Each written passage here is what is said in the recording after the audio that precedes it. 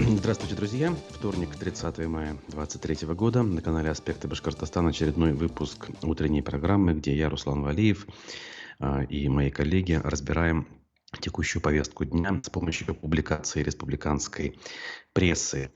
Это значит, в ближайшие полчаса, 40 минут мы можем провести вместе. Пожалуйста, ставьте свои лайки, пишите комментарии. Впрочем, все как обычно. Я лишь напомню, что у нас есть возможность. Точнее, у вас есть возможность, а у нас есть просьба и потребность, чтобы вы делали добровольные пожертвования в наш адрес с помощью сервиса, который позволяет это делать. Ссылка на сервис Boosty найдется в описаниях ко всем нашим трансляциям. Они у нас уже ведутся в YouTube, ВКонтакте и Одноклассниках. Сегодня помимо прессы у нас фрагмент программы «Аспекты мнений» с маркетологом, который переехал почти год назад из Башкирии и из России, в принципе, в Германию. Артур Дмитриев был в гостях программы вчера. Тоже его послушаем. Все на своих местах, поэтому давайте начинать. Так, прежде всего, конечно же, это очередное заседание по делу в отношении Лилии Чанышевой, которая была руководителем ныне уже запрещенного и ликвидированного штаба Алексея Навального в Уфе. Сама Чанышева еще до всяких решений судов была внесена в список террористов и экстремистов, как это у нас заведено. То есть никаких судов не надо. Росфинмониторинг существует и, в принципе, одним росчерком пера подобные реестры пополняет.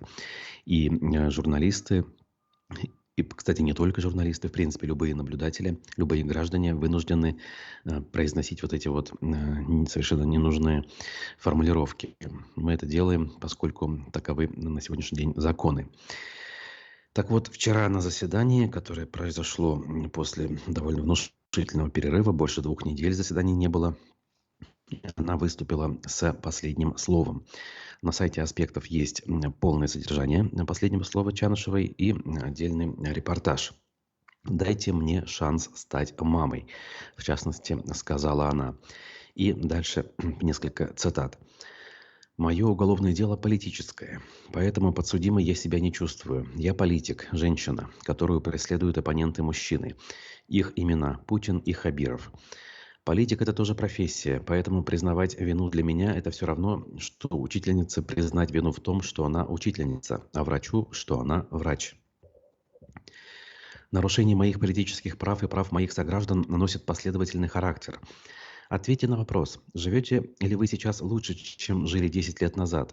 Легче ли вам ходить в магазины, чем 10 лет назад? Чувствуете ли вы себя более безопасно, чем 10 лет назад? Если ваш ответ нет, действуйте, и вы сможете изменить жизнь к лучшему». В конце своей речи Лилия Чанышева обратилась лично к судье Азамату Бекчурину. «Вы не только судья и избиратель, но и, как показал процесс, человек со своей позицией. Если вы посадите меня на 12 лет, то я уже не успею родить ребенка. Дайте мне шанс стать мамой», сказала она, обращаясь к судье. Вот любопытный момент. Она обратила внимание на то, что судья выглядел довольно-таки цивилизованно, где-то даже человечно в ходе всего процесса, и призвала его и в финале этого процесса, соответственно, проявить эти самые качества человеческие и профессиональные. Хочется верить, что такое возможно, хотя прецедентов в обозримом прошлом, в нашей юриспруденции и в нашей истории в целом, к сожалению, наблюдать не приходилось. Суд планирует вынести и огласить свое решение 14 июня, опять-таки в процессе перерыв. 14 июня в 11 утра в Кировском райсуде Уфы состоится, по крайней мере по плану, данное мероприятие. Судебный процесс был закрытым, оглашение приговора должно быть при этом открытым, сообщили журналистам участники процесса, в частности, адвокаты Лилии Чанышевой. В общем, подробности я рекомендую вам читать у нас на сайте, в телеграм-канале есть ссылки. И, как говорят, держать кулачки и надеяться во что-то лучшее. Хотя, опять-таки, практика последнего времени показывает, что практически, либо ровно то же, что запрашивает прокуратура, то и вписывает в решение, в приговор судья. Я не говорю сейчас там про Кировский райсуд в частности или про судью Азамата Бекчурина, но в других аналогичных процессах, где имеется политическая подоплека, и даже не подоплека, мы с вами понимаем, полностью процесс лежит в политическом русле. Обычно решение судьи соответствует требованию прокуратуры, то есть требованию всей властной вертикали. В данном случае мы можем, не побоясь этого слова, утверждать таким образом. Вот так. Ну, а мы дальше двигаемся по нашей повестке. И перейду к следующим новостям. В частности, к тому, что обычно в начале недели происходит. В понедельник оперативка в правительстве. Журналисты обычно обращают внимание, вел ли эту самую оперативку, собственно, Ради Хабиров. Вчера он ее вел. И вот пруфы делают заключение, что повестка была стремительной. И она была связана с тем, что Хабиров планировал встречать белорусских коллег и членов Совета Федерации России для утверждения контуров 10-го форума регионов России и Беларуси. Оказывается, он пройдет у нас в Уфе с 26 по 28 июня, то есть довольно скоро. Заявил он о том, что приказом Федерального дорожного агентства назначен начальник ФКУ «Упордор Приуралье» Денис Абрамов. В общем, текущая такая повестка кадровая. Также Хабиров рассказал, что посетил он производственную площадку «Башспирта» в Уфимском районе, тот самый мегазавод, который открывали при предыдущем руководстве во главе с экс-мэром Уфы Рауфом Нагумановым и курировавшим тогда это направление руководителем администрации Александром Сидякиным. Значит, при этом спасибо сказал Хабиров не тем, кто это все делал, а нынешнему директору Раифу Абдрахманову. Значит, тут у нас сложилось, конечно, ощущение, что Хабиров про Башспирт упомянул просто для того, чтобы показать, что у предприятия все хорошо, пишет издание «Пруфы». Вот так. Праздники. Следующий подраздел. Эта неделя действительно была богата на праздники в республике. Судите сами, друг за другом прошли форум «Газнефть-технологии» в Уфе, «Инвестсабантуй Зауралье» в Сибае, книжная ярмарка «Китап-Абайрам» и День тысячи велосипедистов. Мы не можем представить, насколько рад был Хабиров, который, как мы знаем, любит устраивать праздники в Башкирии. Он сообщил по поводу выставки «Газнефть-технологии» следующее. «Мы традиционно ее на высоком уровне проводим, и мне кажется, все было неплохо». Министр промышленности Шильдяев Александр, в свою очередь, похвастался, что на форуме приняло участие рекордное количество участников, аж 315 компаний из 36 регионов России и 4 стран. Министр также рассказал, что «Газпром» представил уличный газовый термоблок, который может отапливать частный дом и устанавливается на наружной стене дома. Хабиров такую идею радостно подхватил и попросил отработать правительство по данному вопросу, так как блок позволяет не переделывать внутренний дымоход, а просто снаружи поставил котел и, пожалуйста, грей. Цитата его. Значит, День тысячи велосипедистов, в общем, история ясная. Еще в день проведения 28 числа участники и организаторы декларировали, что около 25 тысяч уфимцев приняли участие в данном мероприятии. Погода в этом смысле была хорошая, даже чересчур, наверное. Жарко очень было. И, в общем, то, что хотели, то сделали. Проехали от горсовета до памятника Салавату Юлаеву. Опять же, те, кто хотел. Кстати, вчера погода преподнесла, не то чтобы сюрприз, вполне, в принципе, ожидаемое явление. Мощная гроза с ветром и даже местами ураганным пронеслись по Уфе. И, опять же, ЧП. Несколько деревьев упали на припаркованные автомобили. В Ленинском районе, в микрорайоне Сосны, целая конструкция кирпичная, металлокирпичная, так скажем, рухнула с крыши 6-этажного дома прямо на автомобиль, который, по большому счету, уничтожен. Есть о чем задуматься нашим строителям и обслуживающим компаниям по поводу надежности конструкций.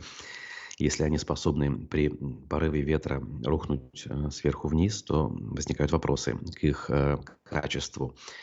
Потому что хорошо, если если обходятся такие происшествия без жертв. А ведь всякое может быть. Дальше. Значит, по поводу Зауралья отдельно хочется сказать. Инвест Сабантуй, он уже был пятый. Его инициатором, идейным вдохновителем, как мы знаем, выступает нынешний премьер-министр Башкортостана Андрей Назаров. И вот здесь что по этому поводу было сказано. Цифры говорят за себя, конечно. 2 большим программам положили старт. Это начало строительства детского комплекса «Шифа». Большой, почти 4-миллиардный объект для наших детей. В течение 2 лет сдадут. Хорошо, идет железная дорога Сибай-Сара, отметил глава республики и призвал готовиться теперь уже к следующему форуму Петербургскому экономическому, который с 14 по 17 июня запланирован. Как мы с вами знаем, форумы у нас любят, особенно когда они идут друг за другом подряд. Весной и в начале лета буквально с уст эти темы не сходят. Опять-таки, я повторю банальную вещь, которую часто мы в эфирах своих обсуждаем с нашими гостями. Это то, что хотелось бы все-таки и результаты конкретные видеть не только на бумаге, не только в виде цифр, не только в виде заявленных десятков миллиардов рублей инвестиций, но в виде реальной статистики, в виде увеличения зарплат, среду доход хотя бы в некоторых частях республики, где эти проекты реализуются. Ну и в конечном итоге, наверное, и вторичные признаки улучшения качества жизни должны появляться. Например, увеличение рождаемости, уменьшение миграции, то есть выезда из этих мест, и в целом привлечение новых людей, то есть даже въездная миграция должна, наверное, увеличиваться, если такие серьезные экономические успехи, как нам говорят, мы делаем. Но пока что-то вот таких цифр мы особо не наблюдаем или вообще не наблюдаем в принципе.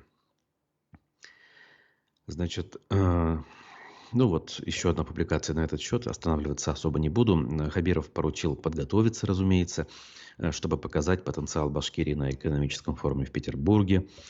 В общем, здесь опять-таки ничего нового. Тем временем на коммунальных счетах в Башкортостане появилась реклама службы по контракту. То есть, где возможно, где, как говорится, руки доходят и есть какая-либо свободная площадка, везде вот эту самую рекламу с призывом, с таким понебратским обращением «брат» мы успешно размещаем. Значит, «Ждем тебя здесь, брат». В данном случае конкретная цитата из платежки, фотографию которой публикует издание УФА-1. Получил такую платежку житель из Уфимского района. Кстати, кто такие получает, пишите, шлите фотографии, будет интересно. Так, Марату я отвечу взаимностью. Хаумхас, здравствуйте, он нам пишет. Другие, те, кто нас смотрит, друзья, присоединяйтесь, пишите, задавайте вопросы.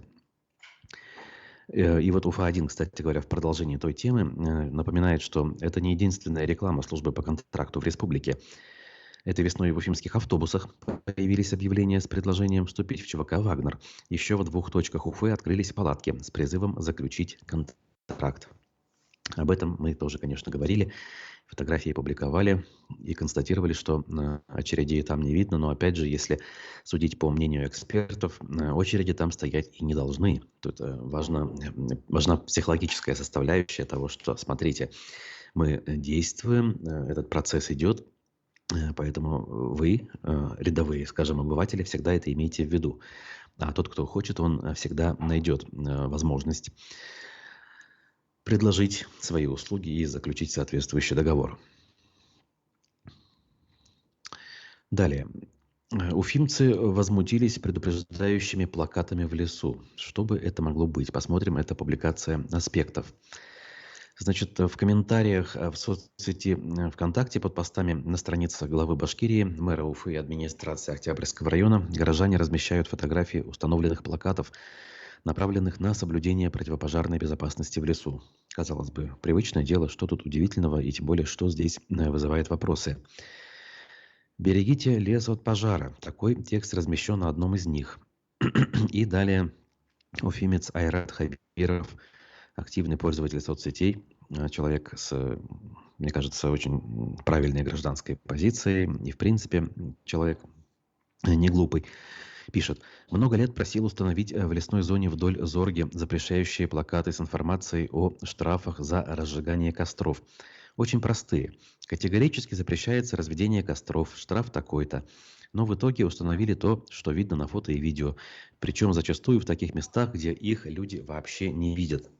Вот совершенно справедливо, мне кажется, и совершенно логично звучит его требование. Почему бы не указывать конкретные вещи, связанные с определенным уровнем ответственности, которые понесут люди, если будут нарушать соответствующие правила. Потому что обычные увещевания о том, что нужно что-то беречь, что-то делать или не делать, они, как правило, не трогают людей за живое. Призываю городские и республиканские власти обратить серьезное внимание на эту проблему, иначе город может потерять лес, предупреждает Айрат Хабиров. Ну, я бы, наверное, здесь не преувеличивал по поводу потерять целиком, это вряд ли, но действительно риски присутствуют, и их нужно осознавать. Так, друзья, теперь у нас время паузы.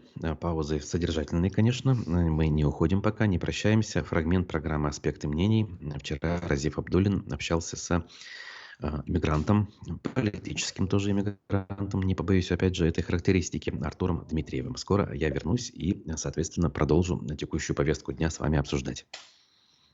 То, что ты сказал, мы возвращаемся в некое прошлое, очень хорошо характеризует ситуация с Юрием Шевчуком, когда его во время концерта в Уфе кто-то там говорил про патриотизм, про Родину, про Путина. Зашли люди в погонах составлять протокол. Он дискредитирует армию, и он узнал кого-то из сотрудников ФСБ или просто сказал: ребята, помните, при Советском Союзе тоже задерживали, арестовывали. Советский Союз распался, и тех людей уже нету.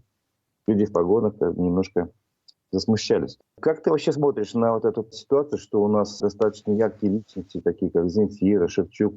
Шевчука еще не признали иноагентом, но тем не менее он выступать не может в своей собственной стране. Слава богу, существует, конечно, интернет, и какие-то примеры публикуются в Ютубе. Вот, например, последняя новость. Земфира зарегистрировала в России юридическое лицо новое с названием «Родина», и ее основная деятельность — музыкальная деятельность, то есть продюсирование, запись. Как ты оценишь ситуацию, что мы своими собственными руками, ну и, конечно, не мы лично граждане, а правительство, вычеркивает из культурной жизни таких достаточно ярких представителей культуры?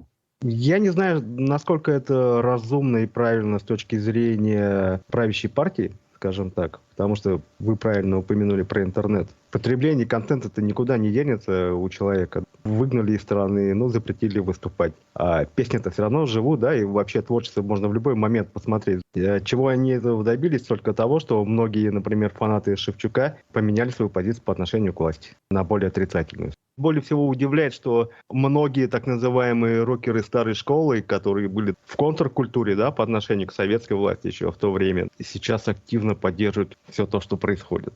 У меня это совершенно не укладывается в голове. Но как, ребята, вы же там были против советов, да, радовались перестройке и демократии. Шевчук, да, красавчик, он один из немногих. Гребенщиков, да, еще. Их единицы на самом деле. То есть, если взять всю эту массу рок-артистов, это очень печально на самом деле. Почему, по-твоему, Аллу Пугачеву не стали запрещать? Я думаю, запретят. Я не думаю, что власть прям так боится ее влияния. Потому что если посмотреть по тем же патриотическим чатикам, телеграм-каналам, комментарии, когда там она уезжает в Израиль, там большинство просто ее опускают. И это не боты, я там даже пару знакомых увидел. Видите ли, она же не выступает громко. Ничего не говорит, по сути. Как только начнет говорить, ее, конечно же, запретят. А у Аллы Пугачевой было громкое заявление только то, что она говорила: запишите меня в иноагенты, раз моего мужа. И все, да. А так, по сути, она же ничего не заявляет. Чей авторитет весомее, не знаю, авторитет той же Пугачевой, Шевчука, прочих, или авторитет новых вот этих вот Шамана и прочих, которые выступают? Было такое мнение, немцы почему не боролись массово против режима с 1934 года? Потому что у них не было доступа к информации. Считалось так. Они не могли собрать некую общность, поделиться мыслями. Сейчас есть интернет. Это помогло? Нет, абсолютно. Скорость распространения информации, как оказалось, никак не влияют на поддержку протеста, либо на формирование нового мнения. когда люди в большей степени за. И я думаю, что верхушка власти сейчас абсолютно никак не рассматривает влияние неких заметных фигур в культуре, потому что им пофигу. У них есть 1,5 миллиона бойцов внутри страны. Они могут выдавить любого и задавить любой протест. Все. Каждую пятницу вывешивают список агентов, но это так только для себя, чтобы позапрещать концерты. То есть в условиях, когда есть сила на стороне вот именно Да, силовой аппарат, бояться нечего абсолютно. ведь люди же, они люди такие, с одной стороны, приспосабливаются к любым условиям, а с другой стороны, терпеть ненормальные условия, которые становятся нормальными, и понимать, что такое может остаться твоим детям, там, внукам, кто дальше смотрит, не вариант, мне кажется, нормального человека, разумного, нет? Согласен, поэтому надо уезжать. Я про это и говорю. Это был фрагмент программы «Аспекты мнений» с Артуром Дмитриевым. Обсудили в том числе наших замечательных земляков, музыкантов в лице Юрия Шевчука. Не могу не согласиться с большинством тезисов, которые озвучил наш активный соотечественник и земляк, в том числе по поводу того, влияет ли интернет на вот эти вот нужные нам с вами изменения. Не всегда оказывается так, как ты этого ждешь. В общем-то, послушайте сами, мне кажется, очень содержательный разговор, тем более такие гости у нас бывают, к сожалению, не очень часто. Вот если сейчас посмотреть текущие новости, которые прямо с утра хлынули большим потоком в телеграм-каналах, в том числе официальных, да, не только анонимных, целая атака беспилотных летательных аппаратов происходит или уже произошла в Москве и Подмосковье. В такой ситуации только и хочется, не знаю, голову почесать, да, наверное, и сказать, что, ребят, ну вот и дождались. Вместо того, чтобы за 3 дня закончить ту самую историю, которая происходит, мы получаем это все на своей территории. Как говорится, еще и лиха беда начала, как гласит народная мудрость. Вот. А я дальше продолжаю смотреть наши новости и озвучивать основные тезисы, которые считаю важными. Ну вот в некотором смысле иллюстрация того, как люди у нас друг от друга отличаются, что ли. Директора школы в Башкирии загнобили за победу в конкурсе на самый ужасный туалет. По мнению бывших учеников, при этом, некоторых, конечно, не всех, она делает все возможное для школы и не заслужила негатива. Значит, как стало известно УФИ-1, в учебное заведение с проверкой пришли контролирующие органы. Поводом могло стать то, что школа стала лидером рейтинга самых плохих санузлов, которые санузлы, имеется в виду, поставляла компания и поставляет, соответственно, компания Domestos. Об этом в УФИ-1 рассказал один из бывших учеников школы номер 6. По его словам, на руководителя образовательного учреждения Марину Дерягину обрушился шквал критики после того, как руководство школы отправило заявку на конкурс. Житель города считает, что это несправедливо, поскольку директриса с момента вступления в должность в 2020 году делает все возможное для школы. Это человек, который безумно сильно любит людей и который всегда старается сделать все возможное для улучшения условий их времяпрепровождения в школе.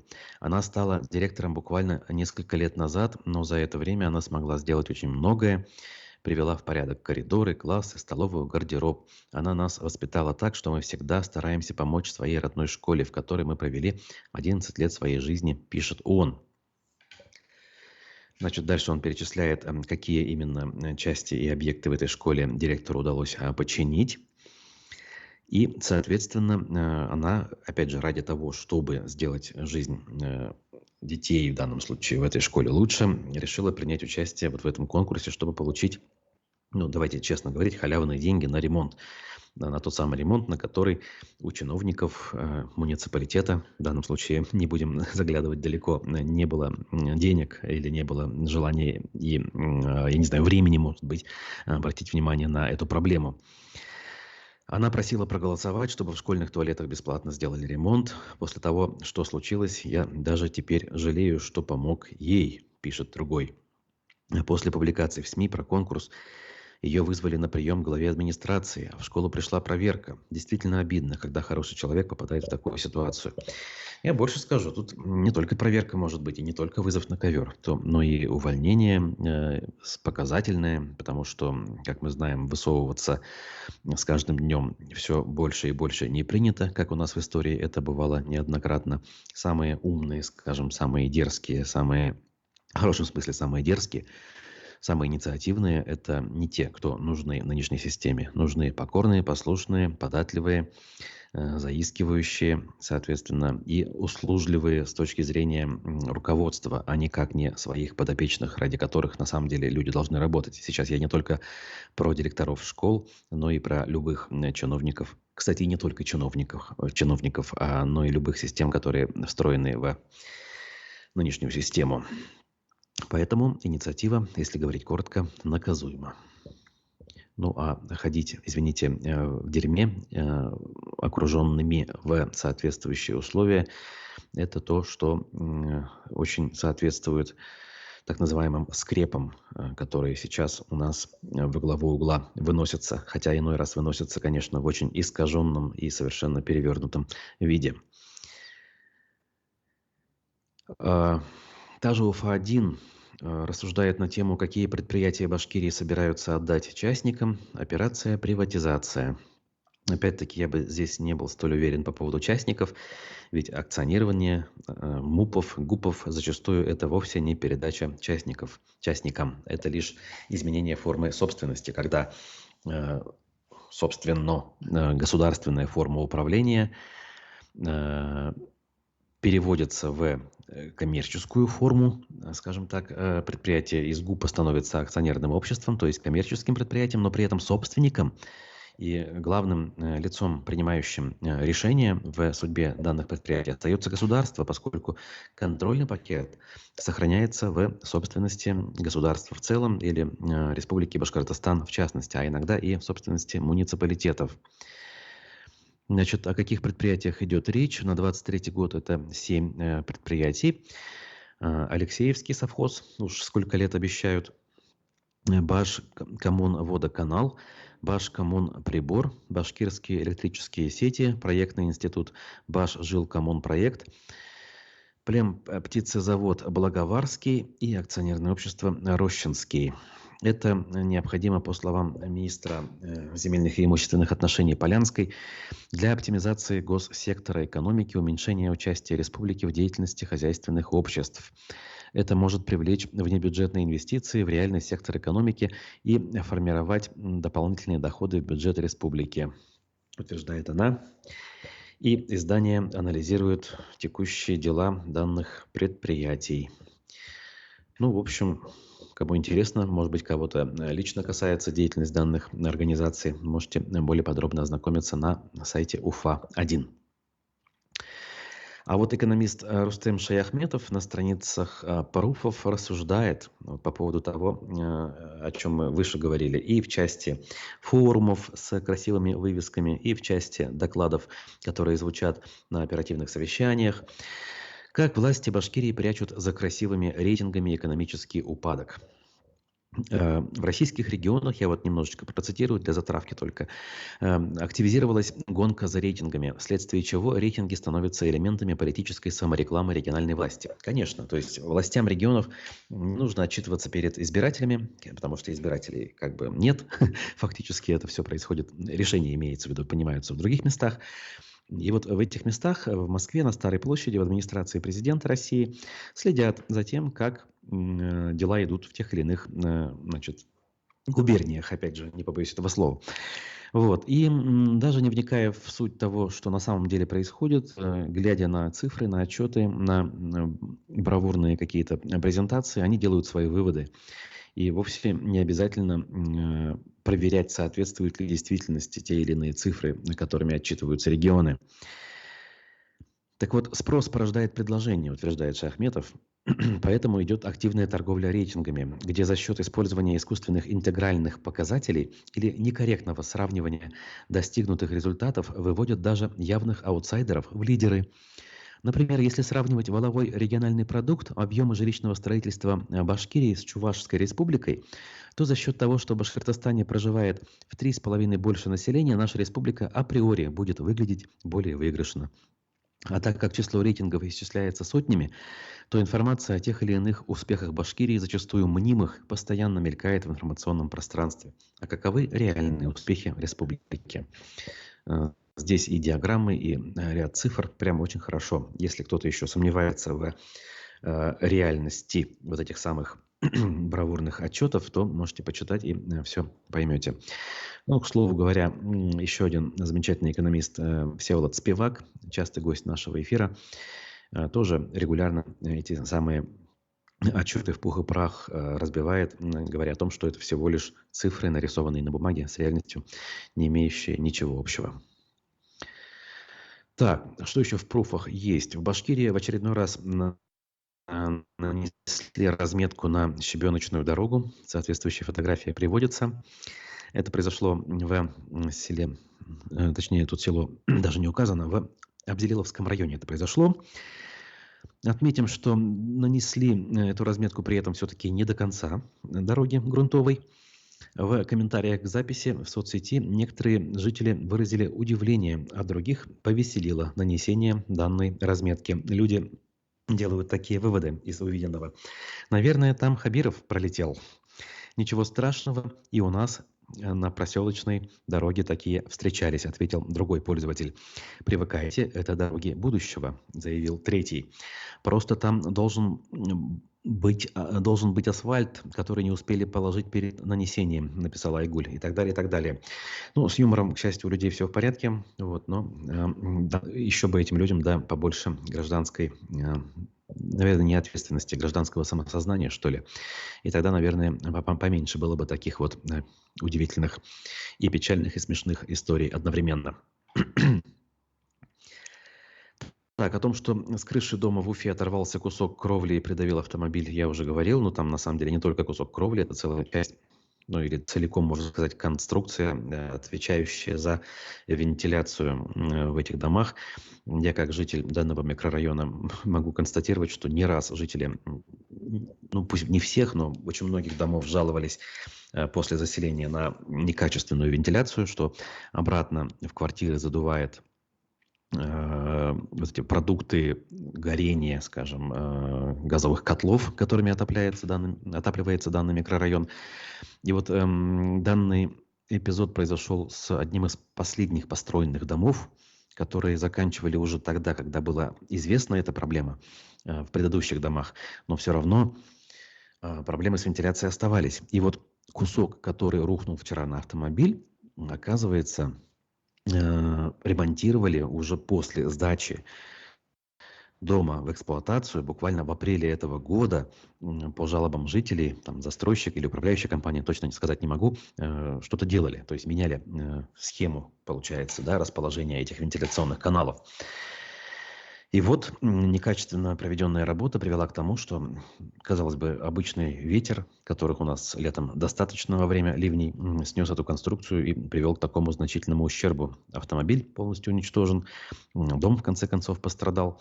Возможно, и протекание крыши возникло в этом месте, поскольку, ну как же, кровля действительно разрушена. И вот к застройщику, третьему тресту, к чиновникам, которые все это дело принимают, одобряют и прощают, самое главное, застройщику недоработки. Эти вопросы есть. И, опять же, людям, наверное, стоит быть более активными, что ли, в отстаивании своих прав, в том числе в таких вопросах. Так, «Коммерсант». Важные две публикации должен я взять. На разработку хребта Кыргызстау. Помните историю Кыргызстау в Зауралье, Баймакский район? Люди протестовали по поводу разработки еще после Куштау, еще в 2020 году там протест начался. Так вот, на разработку этого хребта не нашлось желающих, оказывается. Все-таки разработку, получается, как минимум планировали, это первое, но, к счастью, желающих не нашлось. Значит, вице-премьер Башкирии Азамат Абдрахманов, отвечающий за взаимодействие с населением, не побоюсь, опять же, так сказать, значит, сообщил об этом.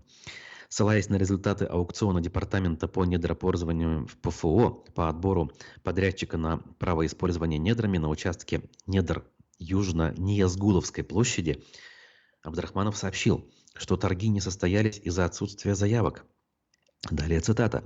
«В принципе, это ожидаемый результат, так как, по мнению экспертов, в республике преобладают бедные, некондиционные руды, а разработка возможных глубоко погруженных месторождений экономически нецелесообразна», отметил он. Как интересно. А почему нельзя было заранее сказать, что, в принципе, все вот эти вот телодвижения, они на самом деле не потому, что мы действительно планируем кому-то это передать, и вряд ли найдутся желающие. Мы просто проводим какие-то мероприятия, ну типа исследования, что ли. Но нет, столько было шума, а в результате никто и не хочет, оказывается, брать в разработку эти места. Ну и слава богу, добавлю я от себя, все-таки эти места, они хороши именно своим внешним видом, своей экологической ценностью, визуальной ценностью, эстетической, в конце концов. И люди не зря там протестовали, поскольку это их земля, в том смысле, что многие-многие поколения жили, растили детей, выращивали скот, занимались земледелием, насколько это возможно. И пока, надо сказать, эта земля, судя по всему, сохранится за ними в том первозданном виде, в каком она была раньше. Ну а КПРФ в очередной раз удивила, хотя что говорить, давно уже мы этому не удивляемся, но все-таки не всегда такие вещи фиксируются на бумаге. Так вот, Республиканский комитет КПРФ призвал своих однопартийцев не участвовать в акциях протеста. Вот так вот, оппозиционная, казалось бы, партия, имеющая своих представителей в Курултае, вполне себе такая системная партия, которую признают в Кремле, говорит, что протестовать нельзя. Как следует из сообщения, партии особую тревогу региональных коммунистов вызывают протестные акции в Башкирском Зауралье. Ну вот как раз ближе к той теме, да, что я выше обсуждал. Ну, правда, уже не по поводу хребта Кыргызстана, там были последние, значит, возмущения. Да? Народный сход в Тимясово касался все-таки хребта Ирендык. Так вот, в сообщении отмечается, что КПРФ поддерживает протест против капитализма и власти олигархов. Это с одной стороны. Значит, при этом мы публично заявляем, что башкирский реском КПРФ осуждает любые деструктивные и провокационные действия против государства и против народа, а также не поддерживает участие в провокациях некоторых наших однопартийцев. И вот перечисляют они своих однопартийцев, которые, судя по всему, не очень благонадежны с точки зрения Юнира Кутлугужина и его соратников в рескоме КПРФ. Кто же это такие? Урал Сагитов, Анастасия Салимова, Раис Хафизов, Ильдар Юмагулов и другие. Мы предостерегаем членов партии от подобных действий, несовместимых со званием коммуниста, отмечают в рескоме. Как легко навешивать ярлыки, да? Что-то не нравится, и мы легко говорим, что это не соответствует высокому статусу коммуниста. Так, я надеюсь, у нас с трансляцией все в порядке. Судя по моему контрольному монитору, есть какие-то сложности. Впрочем, мы уже будем заканчивать. Время нашего эфира подходит к концу. Ну, так, для бантика, что ли, да, в завершении. МКСЭТ, медиакорсеть, опубликовала топ-100 влиятельных людей Республики Башкортостан. Ожидаемо на первом месте Ради Хабиров, на последнем Вадим Старов очень неожиданно оказался, а вот, например, на 99-м Рауфа Рахимова. Интересный рейтинг в том смысле, что очень неожиданно некоторые люди в нем присутствуют, а некоторые отсутствуют. Ну и плюс места, на которых эти люди располагаются, тоже очень разные, порой весьма лично для меня неожиданные. И опять же, можете ознакомиться, если вам эта тема интересна. Ну а пока я с вами буду прощаться. Впереди у нас еще аспекты мнений, текущие новости в режиме нон-стоп в телеграм-канале на сайте аспектымедиа.ру. Продолжаем работать, поэтому не забывайте про нас, делитесь ссылками, рекомендуйте своим родным и близким. Хорошего дня, берегите себя. До свидания.